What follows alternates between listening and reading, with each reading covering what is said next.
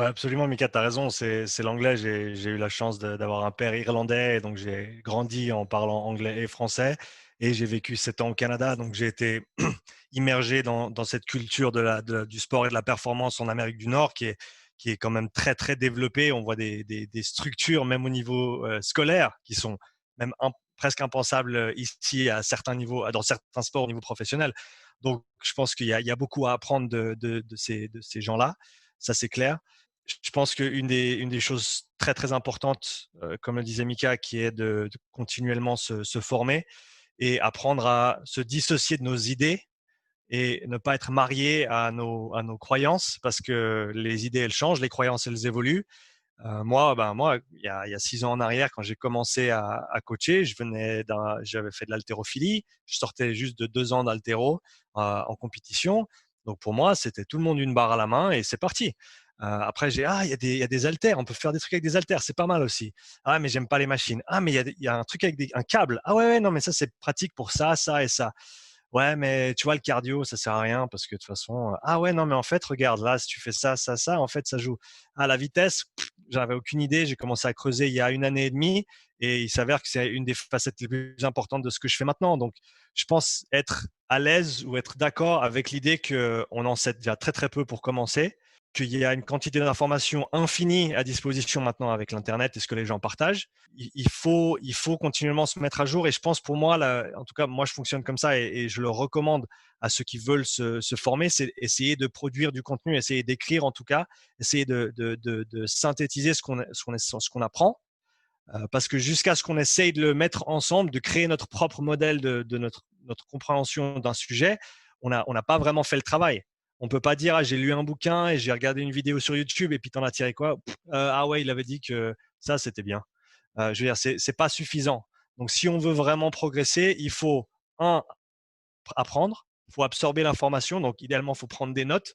Ensuite, il faut reprendre ces notes, il faut les réécrire à notre propre sauce en ajoutant ce qu'on connaissait déjà avant et ce qu'on vient d'apprendre. Donc, vraiment tout mettre ensemble pour continuellement évoluer personnellement.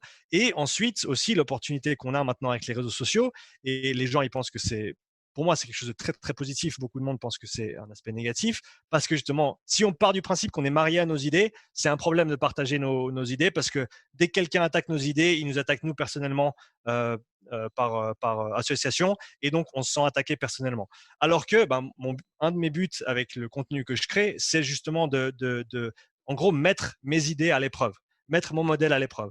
Est-ce que je peux expliquer ce sujet de la façon la plus complète possible et est-ce que ça a du sens? Est-ce que je vais avoir un retour positif? Est-ce que je vais avoir un retour négatif? Est-ce qu'il y a des trous dans mon processus de réflexion qu'il faut que je colmate d'une manière ou d'une autre? Est-ce qu'il me manque des informations? Et ça, on ne peut pas le faire sans les autres. Et donc, la meilleure façon de le faire, c'est de le partager et de dire, alors ça, c'est ce que je crois être juste maintenant, à l'heure actuelle. Qu'est-ce que vous en pensez, en gros? Et entendre les retours. Ah, ça c'est super, ou ah non, ça joue pas parce que regarde les infos de X, Y, Z. Et donc là, ça me force à remettre les choses en question, repartir, pas de zéro nécessairement. Des fois oui, mais parfois simplement, ah, il me manque une pièce et ajouter les pièces. Donc je pense que dans le processus d'apprentissage, ça c'est pour moi c'est fondamental en tout cas, et je le recommande à ceux qui veulent vraiment progresser dans ce sens-là. Et un petit peu dans ce sens aussi, c'est pour les jeunes coachs, ceux qui veulent se développer, c'est essayer d'être le meilleur généraliste possible avant de penser à se spécialiser. Parce que on va pas pouvoir mettre en avant nos compétences dans un domaine si on n'a pas déjà de bonnes connaissances dans d'autres domaines. Après, encore une fois, ça dépend du niveau dans lequel on évolue. Mais en général, avant d'arriver dans des niveaux de sport élite, on va dire, on va passer par des sports amateurs.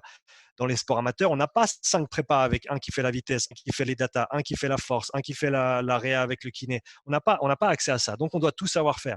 Donc, si on peut tout comprendre pour commencer, ce qui est beaucoup, hein, mais si on peut essayer de comprendre tous les aspects, en tout cas, du sport dans lequel on évolue, ça va nous aider ensuite pour jouer avec toutes ces pièces ensemble et pas partir avec les œillères, en fait, parce que c'est ce qui se passe dans beaucoup de sports et dans beaucoup de staff, c'est que le coach rugby, il pense dans ce sens-là, le prépa, il pense dans ce sens-là, il n'y a aucune communication entre les deux, et du coup, il tire dans des directions opposées et ça ne va pas faire avancer le schmilblick.